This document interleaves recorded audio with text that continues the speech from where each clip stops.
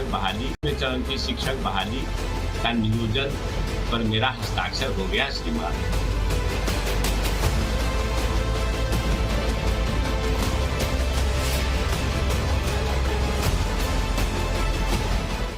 से आवाज उठा रहे थे, बुलंद कर रहे थे, कई बार धरना दे चुके हैं, लेकिन सरकार की तरफ से उन्हें हर बार तारीख का लॉलीपॉप देकर बहला दिया जाता है।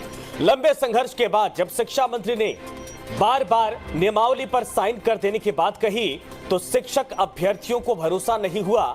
शिक्षा मंत्री खुद सामने आए, बयान दिया, ट्वीट करके शिक्षक अभ्यर्थियों को दिलासा दिया कि कैबिनेट की बैठक होने वाली है और पहली बैठक में यानी सरकार सब कुछ साफ कर देगी, बड़ा तोहफा देगी। लेकिन इस बार भी शिक्षक अभ्यर्थियों को क्या मिला? सिर्फ तारीफ। बजट सत्र से पहले नीतीश कैबिनेट की बैठक हुई, शिक्षक बहाली के लिए आई नियमावली को नामंजूर कर दिया गया। अब सवाल यह है कि शिक्षक अभ्यर्थियों का लंबा इंतजार कब खत्म होगा, इन्हें रोजगार आखिर कब मिलेगा? बयान सुनिए, फिर चलेंगे सीधे मेहमानों के पास। 7वें चरण की शिक्षक बहाली का नियोजन पर मेरा हस्ताक्षर हो गया श्रीमान, और वह कैबिनेट में जाने की तैयारी है। विभिन्न विभाग से एनओसी आ रहा है, 3 विभाग का आ गया है और उसमें अब देरी नहीं है। वर्ष 2023 कम से कम शिक्षा विभाग लगभग 3 लाख नौकरी देगा, 2.25 लाख नौकरी स्वास्थ्य विभाग देगा और 10 लाख के संकल्प में आधे से ज़्यादा 2023 में ही नौकरियां होने जा रही है। तो आपने देखा कि शिक्षा मंत्री का यही बयान था और इस बयान के आधार पर यह कयास या उम्मीद लगाई जा रही थी कि शायद जब कैबिनेट की मीटिंग होगी बजट सत्र से पहले उसमें यह प्रावधान तय कर दिया जाएगा, क्योंकि उन्होंने कहा था कि मैंने सिग्नेचर कर दिया है, मेरी तरफ से सारी चीजें ओके कर दी गई हैं, आने वाले सिर्फ प्रोसेस को लेकर इंतजार किया जाएगा। लेकिन क्या वाकई में आज मायूसी हाथ लगी है? क्या इंतजार करना चाहिए या फिर ये कहा जाए कि वो बयान एक बार फिर से लॉलीपॉप के तौर पर हो गया?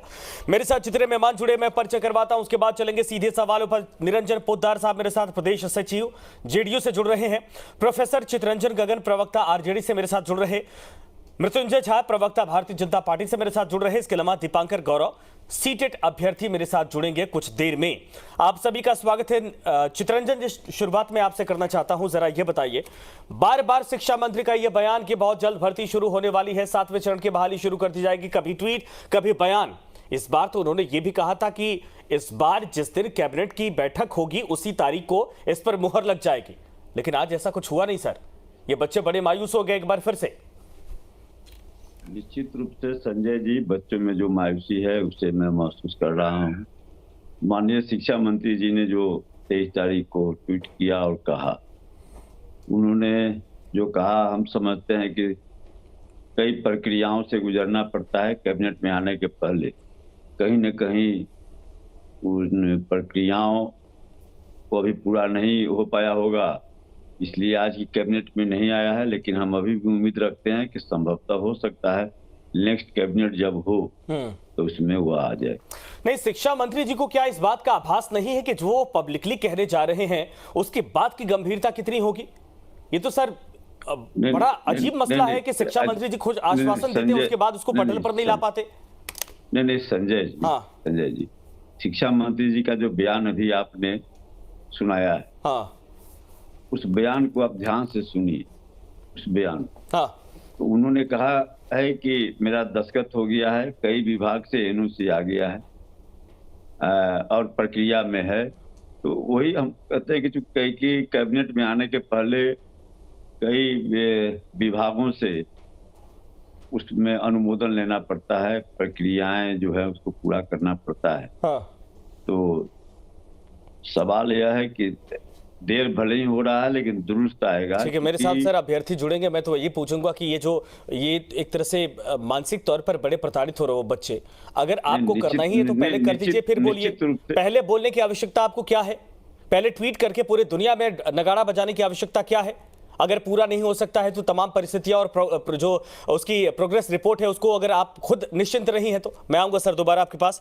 निरंजन जी, जरा ये बताइए, कुछ बच्चे मेरे साथ जुड़ने वाले हैं, इनका यही कहना है कि मैं इसीलिए वो कहते हैं कि शिक्षा मंत्री जी कुछ भी जब बोलते हैं उनकी बातों पर हम भरोसा नहीं करते।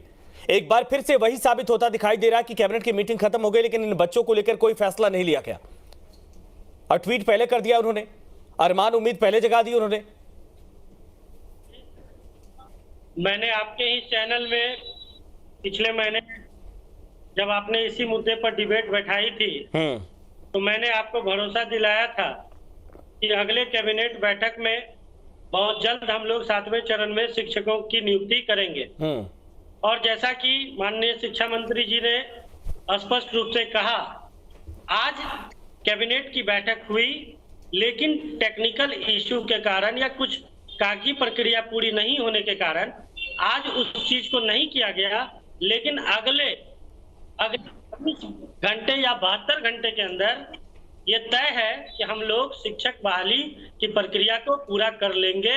और जो शिक्षक अभ्यर्थी उदास और निराश हैं, मैं उन्हें आशा ही नहीं बल्कि पूर्ण विश्वास दिलाता हूं कि इसी महीने आपको बहुत जल्द खुशखबरी मिलने वाली है। वोदार साहब तो इस बार को लेकर ट्वीट करवा दीजिए ना, शिक्षा मंत्री से ट्वीट करवा दीजिए कि भाई टेक्निकल इशू हो रहा है, इस वजह से हम लोगों ने इसको अनाउंस नहीं किया। Let me complete Sanjay ji. लेकिन मैं इसी चैनल पर बीजेपी के प्रवक्ता से ये पूछा था और उन्होंने जवाब नहीं दिया था कि हम तो अपने कमिटमेंट पर पूरी तरह से 100% श्योर के साथ 10 लाख जो हमारा रोजगार का वादा है उसे पूरा करने जा रहे हैं। लेकिन बीजेपी बताए जो हर साल 2 करोड़ युवाओं को रोजगार देने का वादा किया था, उसका क्या हुआ? क्या वो भी आने दीजिए ना सर, 24 का चुनाव आने दीजिए, क्यों आप चिंता करते हैं? ये भी सवाल पूछा जाएगा सर, ये सवाल पूछा जाएगा, लेकिन अभी तो बिल्कुल मुहाने पर आपकी भर्तियां अटकी पड़ी है ना। आप लोगों ने कमिटमेंट किया, उसको पूरा करिए, क्योंकि बार बार ये उम्मीदें बनाना तोड़ना सर ये अच्छा नहीं लगता। मैं आऊंगा दोबारा आपके पास, मेरे साथ एक बच्चा जुड़ रहा है, वो आपसे सवाल पूछेंगे। दीपांकर गौरव मेरे साथ जुड़े हैं। दीपांकर सीटेट के अभ्यर्थी हैं। दीपांकर ये बताइए, शिक्षा मंत्री जी ने क्या ट्वीट किया था, शिक्षा मंत्री जी ने क्या आश्वासन दिया था, और आज जब कैबिनेट की मीटिंग हो रही थी आप लोगों को क्या उम्मीद थी कि वाकई में आपकी बातों को सुना जाएगा, इस बहाली को लेकर मुहर लग जाएगी? उम्मीद टूटी है या उम्मीद अभी बनी है? सभी जितने भी व्यूअर्स हैं सबको मेरा प्रणाम, और जितने भी लोग पैनलिस्ट हैं सबको मेरा अभिवादन। न्यूज नेशन की ये जो चैनल है उसको भी हम लोग तहे दिल से धन्यवाद देते हैं कि हमारी मुद्दे को प्रमुखता से शुरू से रखते आई है। अब मैं सुन रहा था, बड़े भाई हैं हमारे प्रदेश सचिव निरंजन पोदार जी, सर, चितरंजन सर, सबको मैं सुन रहा था। लेकिन शिक्षक अभ्यर्थियों के साथ साथ कितना न्याय होगा? चितरंजन सर, आप मजबूती से हम लोग को बहुत पहले से देख रहे हैं। आप वही हैं जो 8 अगस्त 9 अगस्त से पहले हमारे साथ आकर के गर्दनी बाग में ये कहा करते थे कि ये लड़ाई आपकी नहीं है, पूरे बिहार की लड़ाई है। और ये सरकारी विद्यालयों में कौन पढ़ते हैं? बिहार के गरीब बच्चे पढ़ते हैं। और जब आप सत्ता में आए तब भी लगातार आपने बरगलाने का काम किया, अपने ट्वीट के माध्यम से, आपके ट्विटर हैंडल के माध्यम से लगातार आप ये कहते रहे कि घबराओ नहीं, दिसंबर तक तुम लोग स्कूल में रहोगे। नई साल में, नए साल आ गया सर, नया साल के 2 महीना बीतने को है, अभी तक हम लोग रोड पे ही हैं सर, बोर्ड पे नहीं पहुंचे हैं। आज जब बड़ी उम्मीदें थी, शिक्षा मंत्री जी ने खुद जब ट्वीट किया था कि 24 फरवरी को स्पष्ट रूप से ये उन्होंने कहा कि 24 फरवरी को जो कैबिनेट की बैठक है उसमें शिक्षक नियुक्ति को लेकर के जो नियमावली आने वाली है उसे अप्रूव करा लिया जाएगा। हम लोग टकटकी लगाए बैठे थे। शिक्षा मंत्री जी के बातों पर भरोसा है, एक संवैधानिक पद पर बैठे हुए व्यक्ति हैं, उनकी बातें मजाक नहीं लग रही थी हम लोग को। लेकिन जब बैठक खत्म हुई तो हम लोग का निराशा पता नहीं, और साथ ही साथ एक शर्म का भी भाव आया कि बिहार के शिक्षा मंत्री जी की क्या जुबानी इस तरीके की है कि वो पॉलिटिकल बयानबाजी कर रहे हैं, अभ्यर्थियों के साथ, उनके इमोशंस के साथ खेल रहे हैं। आपको हमने थोड़े कहा था कि आप सर ट्वीट कर करके हम लोग को बरगलाइए, आपने ट्वीट किया, हमारी आशाएं जग गई। और फिर एक बैक हम लोग को ये सुनने में आता है कि शिक्षक अभ्यर्थियों के मामले को लेकर के सरकार ने कोई सुनवाई नहीं की, उनको फिर से लेट लतीफी और फिर से पुराने दौर की ओर, आंदोलन की ओर रुख करने के लिए धकेल दिया कि आप रोड पर थे, रोड पे हैं और रोड पे ही रहिए। पर हमारी क्या दुर्दशा है, हमारे माँ बाप ने जमीन गिरवी रख करके मुझे बीएड कराया है सर, हमने सीटेट इम्तिहान, कठिन एग्जाम है वो हमने पास किया है, और आप अपनी राजनीतिक रोटी सेक रहे हैं। सत्ता के लोग इस बात को कह रहे हैं, निरंजन पोदार सर को मैं सुन रहा था, बड़ी बेबाकी से और बड़ी बेशर्मी से सर ये आप कह रहे थे कि बीजेपी के लोग जब सत्ता में थे तो क्या कर रहे थे, तो जब वो सत्ता में नहीं थे, सर, एक सेकंड दीपांकर पोद्दार साहब तो ये कह रहे हैं कि 1 महीने का इंतजार करिए, हम करवा देंगे, यानी सरकार कर देगी। ये सारी प्रक्रिया पूरी हो चुकी है, कुछ टेक्निकल इशू था या कोई पेपर वर्क रुक गया था जिसको लेकर आज ये प्रोसेस हो नहीं पाया। मेरी बातों को ध्यान से नहीं सर, सुन जब पाए। शिक्षा मंत्री जी की बातें मेरी बातों को हल्की ध्यान हो से रही नहीं है सुन पाए। तो निरंजन जी की संजय बातों जी, को हम लोग क्या हाँ। भरोसा करें? शिक्षा मंत्री जी की जब बातें बिहार दीपांकर में जी, हवा हवाई है दीपांकर तो जी, हम अगर आप मेरी निरंजन आवाज जी को तो सुन कोई रहे हैं तो ऑथेंटिक ध्यान पद से पर थोड़ा बैठे भी सुनिए। नहीं है। हाँ नहीं, मैं बिल्कुल आपकी बातों को तब से सुन रहा था। निरंजन सर, जब आप बीच में बोल रहे थे तो मैंने कभी इंटरप्ट नहीं किया। निरंजन सर, मैंने इंटरप्ट नहीं किया है जब आपने बोला था। मुझे अपनी बात आप रखने दें, आप मुझे लेट मी 30 कंप्लीट, सेकंड का बस समय उसके बाद आप बिल्कुल दें, अपनी मैं बात आपको रखें। क्लियर करता हूँ। हाँ दीपांकर 1 सेकंड रुकिए। हाँ सर 30 सेकंड में अपनी बात को क्लियर करता हूँ। पिछले महीने इसी चैनल पर, इसी डिबेट में संजय जी के साथ हमने कहा था कि 7वें चरण के जो हमारे अभ्यर्थी हैं उसे निराश नहीं होने देंगे। हाँ। और अगले महीने कैबिनेट की बैठक में हम इसके प्रस्ताव को लाएंगे और हम लोग उसकी नियुक्तियों को भरेंगे। हाँ। और साथ ही जिस तरह से माननीय मंत्री जी ने जानकारी दी ट्वीट के माध्यम से, आज कैबिनेट की बैठक हुई और आज किसी कारणवश नहीं हो पाया, तो इसका मतलब ये नहीं है कि ये नहीं होगा। आप धैर्य रखिए, इस महीने के अंत तक मैं आपको दावे के साथ कह सकता हूँ कि इस महीने के अंत तक आप लोगों को खुशखबरी जरूर निरंजन जी, मिलेगी। सवाल यही कि ये और दावा आप बार बार श्योर सर डीरेल हो जा रहा ना, ये बच्चे इसको लेकर इसीलिए परेशान है। और देखिए कोर्ट भी कर रहे हैं कि चितरंजन जी इसके पहले कहा करते थे कि दिसंबर तक आप लोग स्कूल में होंगे, लेकिन दिसंबर तो छोड़िए, अब तो फेब खत्म होने वाला है, मार्च शुरू होने वाला है। अच्छा, और इसके पहले भी बार बार ट्वीट और सिर्फ बयान ही आ रहे हैं। ये आश्वासन, ये जो दावे हैं, ये कितने लंबा खिंच जाएंगे किसी को पता नहीं है सर ना। ये संजय जी, आप भी जान रहे हैं हाँ। कि सरकारी प्रोसेस में जो कागजी प्रक्रिया है उसे पूरा होने में थोड़ा वक्त लगता है। तो सर मैं लेकिन कहाँ इसको मना कर रहा, मैं तो सिर्फ इतना बोल रहा कि अगर ये प्रोसेस है आप उसको पूरा करिए, लेकिन पहले कमिटमेंट मत कर दीजिए, पहले कोई उम्मीद मत बंधा दीजिए ताकि घर परिवार बच्चे। हम लोग देखिए हाँ। संजय जी, हम लोग वही काम करते हैं और वही बात बोलते हैं जो करते हैं। हम लोग जुमलेबाजी नहीं करते हैं। हमारा कमिटमेंट है 10 लाख युवाओं को रोजगार देने का। हाँ। तो उस कमिटमेंट पर हम पूरा खड़े उतरे सर, और इसके लिए सरकार लगातार काम कर रही है। लगातार हर महीने नहीं तो और क्या है निरंजन जी? सुन लीजिए, बच्चे को सुन लीजिए। देखिए, जुमलेबाजी नहीं तो और क्या है हाँ। कि आप कहते हैं कि 24 तारीख को आपका नियमावली आ जाएगा, फिर आप कहते हैं कि किसी कारण बस नहीं आ पाया, तो आप खेत प्रकट करिए। आप दूसरा ये ट्वीट करिए कि इस बार ट्वीट करने से आप क्यों भाग रहे हैं? दीपांकर जी, अगर 24 को नहीं हुआ, सर, हम लोग ये तो नहीं कर रहे हैं कि कल ही हम लोग की 25 को नहीं हो ज्वाइनिंग सकता है? क्या 24 को नहीं हुआ तो क्या वो 25-26 को नहीं हो सकता है? सर बिल्कुल हो लेकिन सकता है, लेकिन आप उम्मीद क्यों छोड़ रहे हैं? पर हम लोग का दीपांकर जी, विश्वास आप टूट गया उम्मीद है। मत छोड़िए। हमारी सरकार युवाओं की सरकार है और आपका 100% लाठियां बरसती है ना सर, हमें बिल्कुल धैर्य होता, पेट की भूख शांत नहीं होती है सर। हाँ। ये पेट की भूख पीठ पर लाठियां बरसती हैं, भर्तियां वापस हो जाती हैं। सर ये बच्चे इस बात को लेकर ये बड़े डरे हुए हैं। कल ही बीटीएससी का पेपर वापस, जो परीक्षा करवाई गई थी, रिजल्ट जारी कर दिया गया था। सोचिए उसके बाद पूरे भर्ती प्रक्रिया को रद्द करने की सूचना जारी कर दी गई। ये बच्चे इसी बात को लेकर तो डर रहे कि बाद का प्रोसेस क्या होगा ये तो पता नहीं, लेकिन कम से कम इसको लेकर अधिसूचना तो जारी करिए, नियुक्ति को लेकर कोई ना कोई जानकारी तो साझा करिए। ठीक है सर, मैं आऊंगा, रुकिए 1 सेकंड, एक और मेहमान है, मैं आता हूं। मृत्युंजय झा जी मेरे साथ, भारतीय जनता पार्टी। सर मृत्युंजय जी, जब आप लोग सवाल बार बार उठाते हैं तो सरकार पक्ष में जो इस वक्त लोग बैठे हैं वो कहते हैं कि हमारी नीयत पर सवाल मत उठाइए। पहले ये बताइए कि 2 करोड़ का रोजगार आखिर कब आप लोग दे रहे हैं? हमने कमिटमेंट किया है, थोड़ी डिले हो सकता है, लेकिन हम प्रोसेस पर हैं, प्रक्रिया पर हैं। इसका मतलब ये नहीं कि सिर्फ राजनीति आप लोग करिए।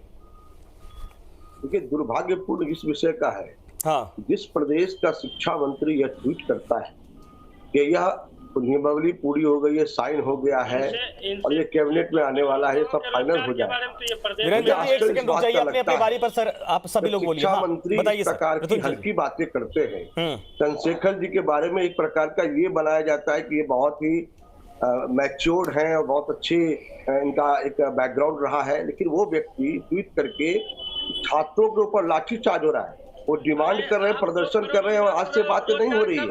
ये लंबे समय से बातें चल रही है और लंबे समय से लोग, विजय चौधरी जो थे उस समय भी ये विषय, देखिए निरंजन जी, ये बात पूरी होने दीजिए। देखिए, हल्की बातें नहीं करनी चाहिए। जब आप हमारी बातें कंप्लीट होगी, आपकी बातें जब नहीं रुकी तो बीच में नहीं बोलना चाहिए। ये डिसिप्लिन नहीं है कि 2 करोड़ युवाओं को रोजगार कब दे रहे हैं? नहीं निरंजन जी सवाल है, बात कर रहे हैं निरंजन जी, एक सेकंड रुकिए सर, दो बात का हिसाब किताब ले लिया जाएगा। पहले पूरी बात तो सुन लीजिए, जो आरोप लगा रहे हैं उसका जवाब आप दीजिएगा। आरोप के बदले एक और आरोप लगा देना, मर देना, ये कहीं उचित नहीं है। बच्चों के भविष्य को लेकर हम सब बैठे हैं, है ना। हजारों नौजवान सड़क पर उतरते हैं, उस पर लाठीचार्ज होती है, और वो जब अपनी पीड़ा को लेकर जाता है तो एक तरफ उसको आश्वासन दिया जाता है और ट्वीट करके ये पूर्ण रूप से आश्वस्त किया जाता है कि आपका यह काम पूरा हो चुका है। अब बताइए, एक जिम्मेदार व्यक्ति कैबिनेट सारा साइन हो गया, कैबिनेट में पास हो जाएगा, हमने अपनी प्रक्रिया पूरी कर दी, तो क्या बिहार का शिक्षा के प्रति ऐसी उदासीनता है क्या शिक्षक बहाली के प्रति ऐसी उदासीनता है क्या बिहार में बहाली के प्रति ऐसी उदासीनता है क्या? और जब आपके सामने दीपंकर जी ने जिन बातों की चर्चा की है वो अपने लिए नहीं कहे, उनका कहना है कि जब एक सेकंड ना सुनिए सर, आप लोग राजनीतिक आदमी हैं, ये तो आप समझते होंगे कि प्रक्रिया में कभी कभार डिले होता है। सरकार अगर वाकई में कमिटमेंट झूठा तो करेगी नहीं, अगर वाकई में प्रोसेस नहीं करवाती, वाकई में नौकरी नहीं देना चाहती, तो फिर ये तो वादे होते ही नहीं। वादे अगर किए हैं तो बाद में आप लोग भी घेरेंगे, पूरा नहीं होगा। लेकिन ये लेट सवेर तो होता है सर। क्या वाकई में इसको पॉलिटिकल मुद्दा बनाया जाना सही है? देखिए, ये पॉलिटिकल विषय नहीं, ये बहुत सेंसिटिव विषय है। बिहार में जब आप कहते हैं कि हम वहां सरकार में आते ही 10 लाख लोगों को रोजगार देंगे, और जब नौजवान सड़क पर आकर के जब विषय उठाता है उस पर लाठी का प्रहार करते हैं, वो घायल होता है और वो इलाज करने को विवश होता है। और आज परिस्थिति में जब सारी बातें करने के बाद भी आप कर नहीं पा रहे, सवाल यह उठता है कि शिक्षा मंत्री ऐसे अनर्गल बयान दे करके लोगों के विषय में चर्चा में बने रहते हैं, लेकिन आज जब बहाली की बात होती है, आज जब अपॉइंटमेंट की बात होती है, तो आप उस पर कुछ भी नहीं करते। लेकिन देश प्रदेश के अंदर में कैसे वातावरण विषाक्त हो, इसके दिशा के लिए आप काम करते हैं, लेकिन आज नौजवानों को रोजगार कैसे मिले इसके लिए आप प्रयास नहीं करते। और अगर ऐसी बात होती कैबिनेट में, कैबिनेट की बैठक इतनी बड़ी बहाली की बात हो रही है और बहाली की प्राथमिकता न करते हुए आप केवल हमारी सरकार तो लगातार प्रयास काम नहीं कर रहे। हमारी सरकार तो प्रोसेस में लगी हुई है, लेकिन आपकी विद्यालय में सरकार क्या शिक्षक कर रही नहीं है होने के केंद्र में? कारण इसका बिहार जवाब में दीजिए ना। शैक्षणिक व्यवस्था चौपट हो गई है। और उसके बाद भी बिहार में जब शिक्षकों की बहाली की बात होती है तो आप नहीं रोड मैप पे बात आप देखिए, मैं तो ये कहता चाहता हूँ, दीपांकर जी बैठे हैं, ये बहुत बड़ी साजिश है। साजिश इस बात की है कि जो 7वीं नियुक्त होने वाली है उसमें कहीं ना कहीं वो जिले प्रक्रिया के तहत कहीं ऐसे लोग पास है, सीटेट और टीटेट पास है, उनकी बहाली में व्यवधान न कर दे। ये सर्टिफिकेशन जो होता है, सर्टिफिकेशन की प्रामाणिकता की अवधि होती है, वो अवधि को खत्म करने के लिए व्यापक साजिश है। अरे सर, वो साजिश की बात की जाएगी, पहले ये समझिए ना। वो तो बार बार आरोप लगा रहे कि आप लोग नौकरियां देने का कमिटमेंट किए थे, उस पर भी कभी बोल लिया करिए, उस पर तो बड़ी चुप्पी होती है। ठीक है, मैं आपके पास भी आऊंगा। निरंजन जी, नहीं एक सेकंड रुकिए ना। प्रोफेसर चितरंजन जी, ये बताइए सर, बड़ा गंभीर आरोप है, मैं इसलिए आपको थोड़ा इंतजार के बाद आपके पास आ रहा। दीपांकर आरोप लगा रहे कि आप जब सत्ता में नहीं थे, आप ही लोग खुद व्यक्तिगत तौर पर आप इन बच्चों से जब मिले तब आपने भी आश्वासन दिया था, लेकिन उसके बाद सरकार आपकी 6 महीने हो गई, 6 महीने बाद भी वो प्रक्रिया उसी तरीके से अटकी पड़ी है। और मतलब ये ऐसा क्यों हो रहा है कि सिर्फ राजनीतिक बयान के तौर पर ये बातें कही जा रही हैं? शिक्षा मंत्री के ट्वीट की गंभीरता को लेकर भी सवाल बच्चे खड़े कर रहे। संजय जी, हाँ, निश्चित रूप से अभी गौरव जी जो कह रहे थे बिल्कुल सत्य बात उन्होंने कहा है। दीपांकर कहीं कोई नहीं, गौरव जी जो अभी छात्र अभ्यर्थी जो छात्र अभ्यर्थी जो बता रहे थे, निश्चित रूप से हम लोग इनके साथ रहे हैं लड़ाई में। व्यक्तिगत रूप से मैं पहले भी इंटरेस्ट ले रहा था, आज भी मैं उसी ईमानदारी के साथ जो भी मेरी क्षमता और सामर्थ्य है उसमें मैं लगा हुआ। बहुत सी बातें हैं जो कहा नहीं जाता है, लेकिन जब मृत्युंजय जी ने बहुत बातें सामने ले आई है तो मैं चाहता हूं कि आप हमको मजबूर कर दिए हैं उन बातों को खोलने के लिए। 2-3 बातें मैं बता रहा हूं। मैंने कहा था, निश्चित रूप से मैंने जो कहा था कि हाँ दिसंबर तक हो जाएगा, निश्चित रूप से कहा। लेकिन एक चीज मैं याद आपको दिलाना चाहूंगा कि जब हम लोग यह सवाल उठाते थे कि 10 लाख नौजवानों को रोजगार देंगे, नौकरी देंगे, तो भाजपा के नेता आदरणीय सुशील मोदी जी और भाजपा के सारे नेता यह कहा करते थे कि पैसा कहां से लाइएगा। और यह स्पष्ट है कि भाजपा की नीयत साफ नहीं है। भाजपा नहीं चाहती है कि बिहार में किसी नौजवान को नौकरी मिले, क्योंकि वह कटघरे में खड़ा है। जैसा कि अभी हमारे जदयू के साथी ने उठाया सवाल कि 2 करोड़ रोजगार प्रति वर्ष देने का इनका वादा क्या हुआ, तो कटघरे में ही खड़ा न हो जाए, जनता इनसे सवाल नहीं पूछे, इसलिए इन्होंने अरंगा लगाने का काम शुरू से किया। भले ही बिहार में एनडीए की सरकार थी, सच्चाई यह है कि शिक्षा मद का पैसा जो केंद्र से बिहार को मिलना है, वह पैसा जो वास्तविक हक है उसकी कटौती केंद्र सरकार द्वारा कर दी गई। अब सुन लीजिए, अभी अब क्रॉस नहीं कीजिए संजय जी, कृपया उनका कीजिए, डिस्कनेक्ट कीजिए। ठीक है, दीपांकर बोल रहे हैं सर, दीपांकर बोल रहे हैं, ये दीपांकर आप सुन लीजिए। तो सवाल अभी जवाब दीपांकर कुछ सेकंड एक सेकंड रुक जाइए, जवाब देने दीजिए, चित्रंजन दीजिए। हाँ, इसमें कोई राजनीति हम लोग नहीं कर रहे हैं, राजनीति भाजपा कर रही है। पहला सवाल जो विलंब हुआ उसका कारण सुन लीजिए। प्रक्रिया जो है, प्रक्रिया उस रूप में हम भी नहीं जानते थे, हम लोग भी नहीं जानते थे कि हाँ साहब प्रक्रिया में क्या क्या होता है। हम लोग भी सीधा समझते थे कि माननीय शिक्षा मंत्री का आदेश हो गया और जो है सो वह हो जाएगा। लेकिन इसमें केवल शिक्षा मंत्री का आदेश से ही नहीं होता है, कई प्रक्रियाएं इसमें कई विभागों से लेना पड़ता है। और सबसे बड़ा अड़चन अभी आपने देखा है, शायद आज ही हाई कोर्ट का फैसला आया है, असिस्टेंट प्रोफेसर की बहाली हुई है बिहार में। उन सारे लोगों का रिजल्ट निकल गया, नियुक्ति पत्र देने की प्रक्रिया शुरू थी, और एक साजिश के तहत हम समझ रहे हैं, आप भी समझ रहे हैं कि साजिश कौन लोग कर रहे हैं। साजिश के तहत कोर्ट में मामला चला गया और जो है सो नियुक्ति पत्र देने पर रोक लग गया। एक बड़ी संख्या में, लाखों की संख्या में शिक्षकों की नियुक्ति होने वाली है। सर वो तो मैंने कहा ना, मुझे इतना बताइए सर, ये सारे प्रोसेस है, आपने कहा कि सरकार की प्रक्रिया क्या होती है, बहुत विभागों से एनओसी लेना पड़ता है। नहीं सर, एक सेकंड रुकिए ना, ये सरकार की प्रक्रिया को आप लोग